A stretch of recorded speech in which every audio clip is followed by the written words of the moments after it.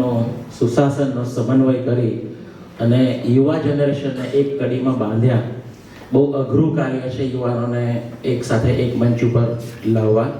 અને એવી આજની તારીખમાં જ્યારે યુવાન ભટકી રહ્યો છે એવા સંજોગોમાં તમે હીરાઓને શોધીને અહીંયા આટલું સરસ સામ્રાજ્ય ઊભું કર્યું છે એના માટે ખૂબ ખૂબ બધાઈ.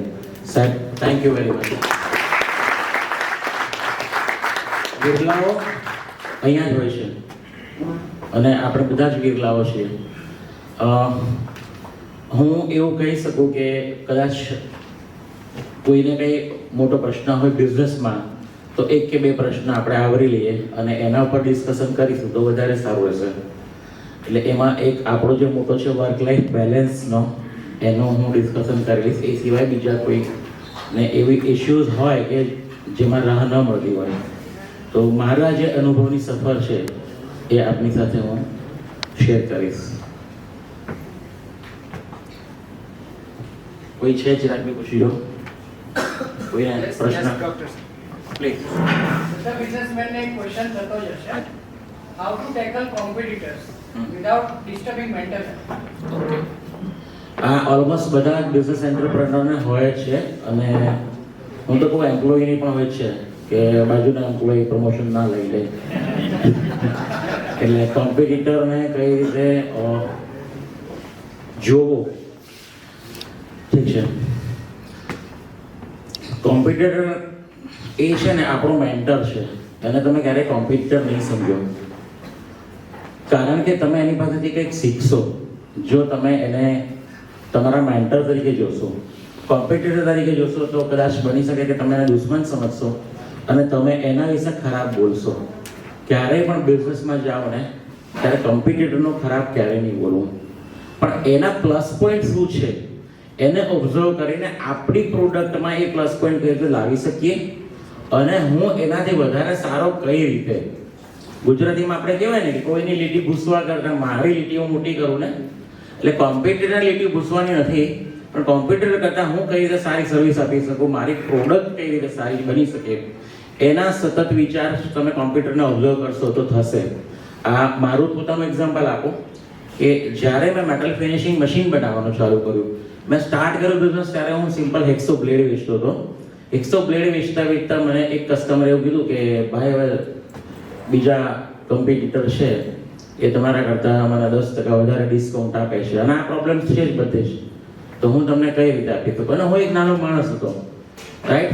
સાયકલ ઉપર હેક્સો બ્લેડનું આખું બોક્સ લઈને સેલ કરવા જતો અને એમાં મને 100 રૂપિયા કે 200 રૂપિયા મળતા. મારી હેસિયત શું હતી?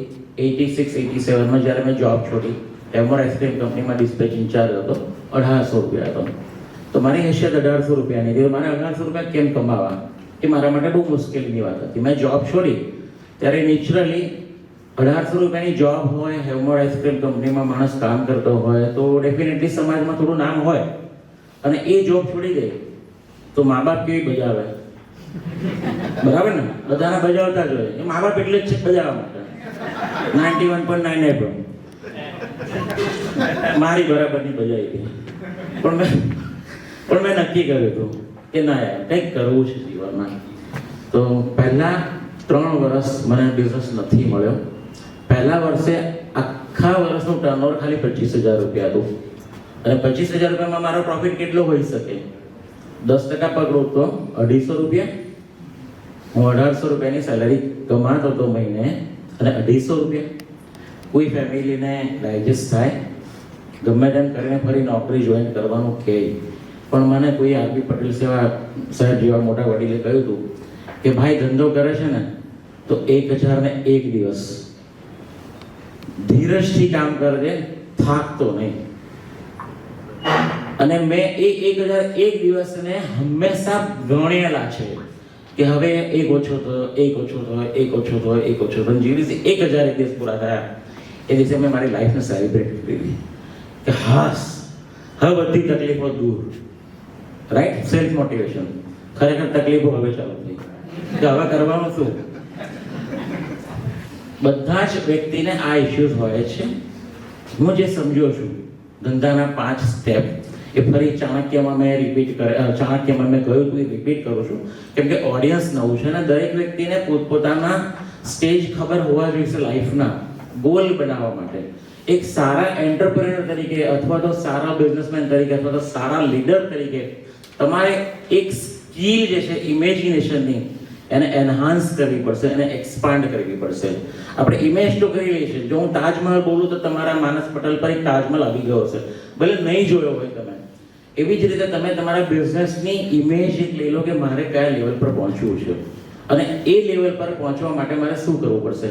તો એ ઇમેજિનેશન જો તમારા હાથમાં હશે ને તો તમે ચોક્કસ એક સારા એન્ટરપ્રેનર બની શકશો. 1900ની સાલની વાત છે. બે ઘોડા એકબીજા સાથે વાતો કરતા હતા કે હેનરીએ ગાડી બનાવી, ભાઈ આપણી નોકરી ગઈ. બહુ ગંભીર વાત હતી. કોમ્પિટિશનમાં પણ આ જ વસ્તુ છે ને, કોઈ સારી પ્રોડક્ટ બનાવી અને આપણી પ્રોડક્ટ થોડી લો ફોલશે અને પછી બિઝનેસ ડાઉન થાય. હેનરીએ ગાડી બનાવી, આપણી નોકરી ગઈ.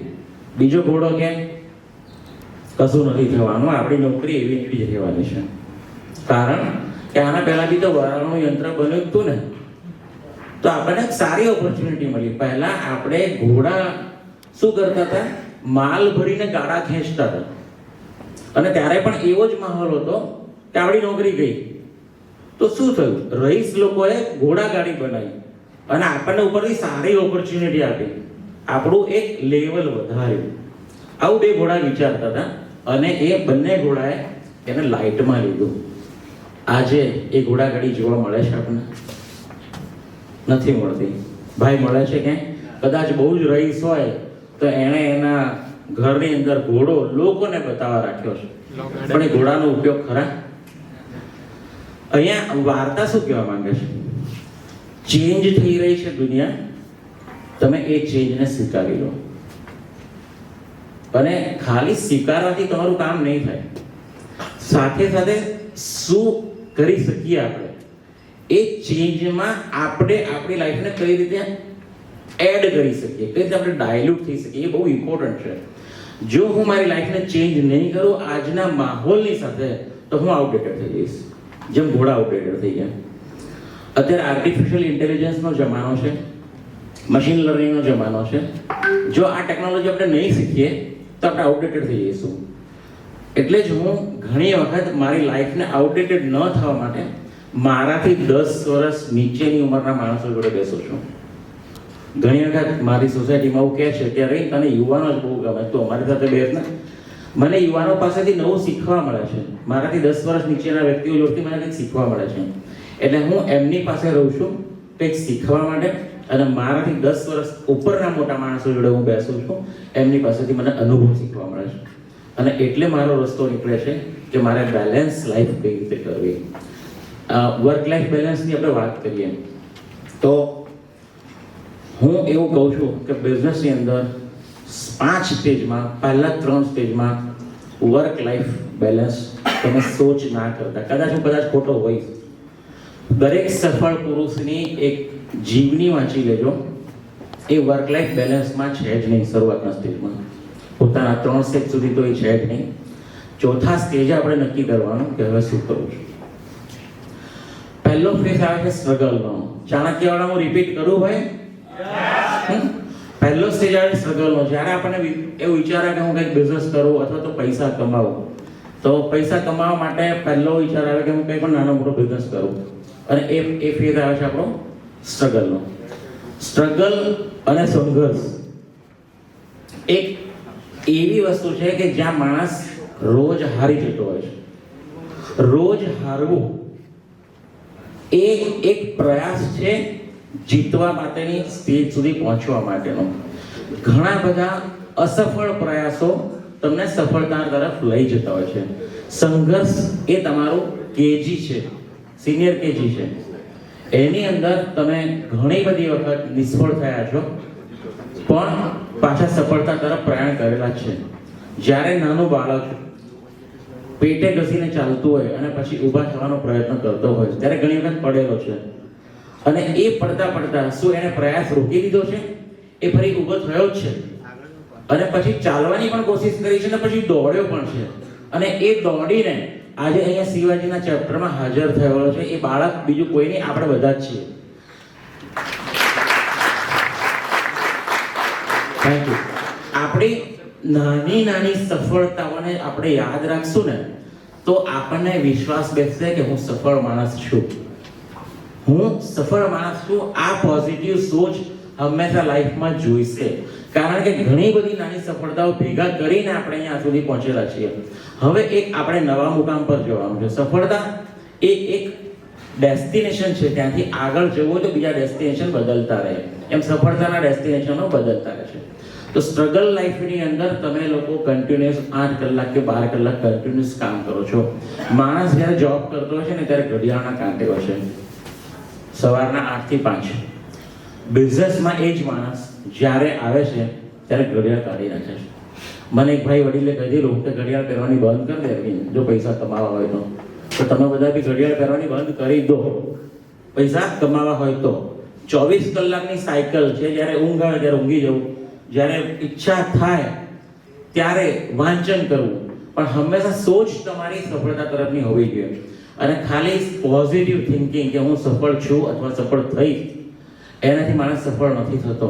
પોઝિટિવ સોચની જોડે જોડે એક તમારો બર્નિંગ ડિઝાયર અથવા તો સંકલ્પ શક્તિ એટલી પાવરફુલ હોય, એ સંકલ્પ શક્તિથી તમે એક્શન લો અને એ એક્શનને ઇમ્પ્લિમેન્ટેશન લો ને તો તમે પ્રગતિની તરફ પ્રયાણ કરી શકો છો. એટલે સંઘર્ષ લાઈફમાં એક એસઓપી બનાવવી પડશે તમારે કે મારે શું કરવું, અને એ એસઓપીની ફ્રેમવર્ક ઉપર તમારે કામ કરવું પડશે, ત્યારે જ તમે સફળ થઈ શકશો. સંઘર્ષના મોડ પછી પહેલો 5 વર્ષનો જે ફેઝ છે, આપણને યુવાનોને ઘણી વખત એવું હોય કે પેલા ભાઈએ સોફ્ટવેર બનાવ્યો અને 2 જ વર્ષમાં બિલિયનર થઈ ગયો. જેમ કે આપણે બાયઝૂનું એક્ઝામ્પલ લઈએ, પછી આપણે MBA ચાયવાલાનું એક્ઝામ્પલ લઈએ, જે રાત ઊભો થયો છે ને સાહેબ, એ પડ્યો બી છે. તો આપણે રાતોરાત ઊભા નથી થવાનું. ઉમિયા માએ જે આપણને ગાઈડલાઈન આપી છે, એ ગાઈડલાઈનને ધ્યાનમાં રાખીને આપણે જો પ્રગતિ કરશું તો આપણો ફંડામેન્ટલ પાવરફુલ થશે, ફાઉન્ડેશન આપણું મજબૂત થશે. રાતોરાત કોઈની પ્રગતિ થતી નથી. એ પ્રગતિ જે રાતોરાત થાય છે એ વરસાદ પડે અને એ ટાઈમે જે પતંગિયાઓ અથવા તો મચ્છરો કે માખીઓ પેદા થાય, એની લાઈફ બપોર સદા મરી જતી હોય છે. એ વસ્તુ છે. એટલે તમે પહેલા ફ્રેમવર્ક ઊભું કરી નાખો કે મારે કયા રીતે બિઝનેસ કરવો છે અને 25 વર્ષ પછી ક્યાં જઉં છું. આ 25 વર્ષના સ્ટેપ મેં 5 પાડેલા છે. પહેલો 5 વર્ષ સંઘર્ષનો છે. એમાં તમારે બિઝનેસને સમજવાનો છે, લોકોને મળવાનું છે, નેટવર્કિંગ કરવાનું છે અને લોકોની નીડ શું છે એને ધ્યાનમાં રાખીને પ્રોડક્ટ બનાવવાની છે. તમે જે વેચો છો અથવા તમે જે બનાવો છો એ નહીં વેચો. ક્લાયન્ટ જે માંગે છે ને એ તમે એને ઓફર કરો. તમારી સફળતાનું પહેલું પગથિયું આ છે. કસ્ટમર શું માંગે છે એ તમે આપો. તમે જે બનાવો છો એ નથી વેચવાનું. એટલે સંઘર્ષના પીરિયડ પછી આવે છે સર્વાઈવલ.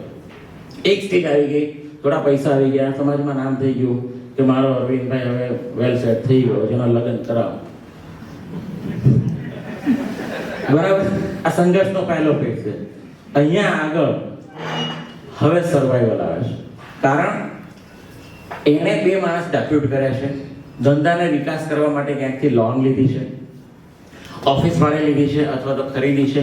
હવે એના બધા ખર્ચા કરવાના. એન્ટરપ્રેનર હજુ પ્રોફિટેબલ નથી. હવે એને જે ખર્ચો છે ને એ જ એને કાઢવાનો છે. આ સર્વાઈવલનો ફેઝ, આ એક ફેઝ પણ એવો છે કે જ્યાં માણસ હંમેશા ડિમોટિવેટ થતો હોય કે હજુ કેટલું કરવાનું, હજુ કેટલું કરવાનું. આ સર્વાઈવલના ફેઝ પછી નો ફેઝ આવે છે સ્ટેબલ. પહેલા 2 ફેઝ સુધી વર્ક લાઈફ બેલેન્સ નહીં રાખતા. જો તમારે સ્ટેબલના સ્ટેજ સુધી પહોંચવું હશે તો સ્ટેબલના સ્ટેજમાં હવે તમે તમારા ખર્ચા નીકાળતા થઈ ગયા છો બિઝનેસના. હવે તમને એક એવા પડાવ પર છો કે હવે શું કરવું. બિઝનેસને સ્ટેબલ કરી અને ઠરેઠામ થવું કે સફળતા તરફ પ્રયાણ કરવું. એટલે સ્ટેબલના ફેઝમાં તમે 2 વર્ષ ઉભા રહી જાઓ, ફરી ફ્રેમવર્ક જોઈ લો. એ ફ્રેમવર્કથી આગળના 3 વર્ષમાં મને કઈ રીતે મદદરૂપ થશે સફળતાના પ્રયાણ તરફ. એટલે ચોથો ફેઝ છે સક્સેસ. સક્સેસ અને સ્ટેબલના ફેઝની વચ્ચે તમે વર્ક લાઈફ બેલેન્સ કરી અને તમે તમારી ત્યાં લાઈફ ઊભી રાખી શકો છો. પણ હજુ બી એન્ટરપ્રેન્યોરશિપનો કીડો મગજમાં હોય આપણને, એટલે એમ થાય હજુ કંઈક મોટું કરું, હજુ કંઈક મોટું કરું, હજુ કંઈક મોટું કરું. અને એ હજુ કંઈક મોટી કરવાની ખ્વાહિશ અથવા તમન્ના એ તમને ચોથા સ્ટેજ પર લઈ જાય છે, સક્સેસના સ્ટેજ ઉપર. સક્સેસના સ્ટેજ ઉપર અહીંયા તમારા માટેનું એક્સપેક્ટેશન લોકો તરફથી વધી જાય છે. લોકો તમને અહીંયા નોટિસ કરતા હોય છે. સ્ટેબલના સ્ટેજ સુધી નોટિસ કોઈ નથી કરતું, સફળતાના સ્ટેજ ઉપર લોકો નોટિસ કરતા હોય. અહીંયા તમારી જવાબદારી ખરેખર ઘણી બધી વધી જાય છે. અહીંયા તમે એક લેવલ પર આવી અને જો તમને એમ લાગતું હોય કે હવે ઠરીઠામ થવું છે, તો અહીંયા ઠરીઠામ થઈ શકો છો. અને અહીંયાથી વર્ક લાઈફ બેલેન્સ સ્ટાર્ટ થાય. અહીંયા તમે 8 કલાક તમારો બિઝનેસમાં, બાકીના 8 કલાક તમે સોશિયલ કામમાં, અને બાકીના 8 કલાક તમે પોતાના લર્નિંગમાં તમે યુઝ કરી શકો છો. સફળતાની સ્ટેજ પછીનો જે સ્ટેજ આવે છે એ ભયંકર ખરાબ હોય છે, ભયંકર ખરાબ. કારણ કે અહીંયા માણસ કશ્મકશમાં છે. ઘરના લોકો એવું કહેતા હોય કે હવે બહુ કમાયું ભાઈ, તું થોડું ઘરમાં ધ્યાન આપ, સમાજમાં ધ્યાન આપ, રાઈટ.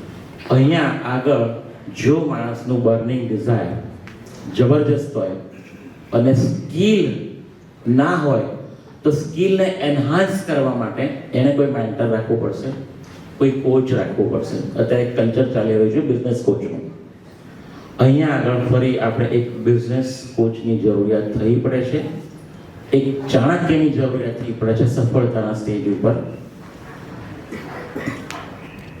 એક કન્સેપ્ટ એવો છે કે બિઝનેસ કોચ મને શું સફળ બનાવતો, અથવા તો મારી એન્ટરપ્રેનર સ્કિલ જે છે એને કઈ રીતે એન્હાન્સ કરતો. તો હું અહીંયા એક કરેક્ટ કરીશ કે ટીચર અથવા શિક્ષક અથવા તો ગુરુ ક્યારેય કરોડપતિ નથી હોતા, ક્યારેય ઇન્ડસ્ટ્રીયાલિસ્ટ નથી હોતા. એનું કામ છે લોકોને ઇન્ડસ્ટ્રીયાલિસ્ટ બનાવવાનું. ચાણક્ય ક્યારેય રાજા નથી બન્યા. ચાણક્ય ક્યારેય રાજા નતા બન્યા. એમણે તો રાજાઈ બનાવવા માટેની આખી એક ફોર્મ્યુલા બનાવી હતી અને પછી રાજા ક્રિએટ કર્યો. સક્સેસના સ્ટેજ પછી તમારે અહીંયા જરૂર છે એક સારા બિઝનેસ કોચની, સારા વડીલોની, સારા મેન્ટરોની, જે તમારી સફળતાની સફરને સ્કેલ તરફ લઈ જઈ શકે. અને એ સ્કેલ કરવા માટે આપણે બધા જ અહીંયા વિશ્વ ઉમિયા ધામમાં ભેગા થયા છે. માં ઉમિયાના આશીર્વાદથી હું ચોક્કસ વિશ્વાસપૂર્વક કહું છું કે આપણે બધા જ એક સ્કેલેબલ બિઝનેસમેન થઈ શકીશું, not successful businessman. Thank you very much. Thank you.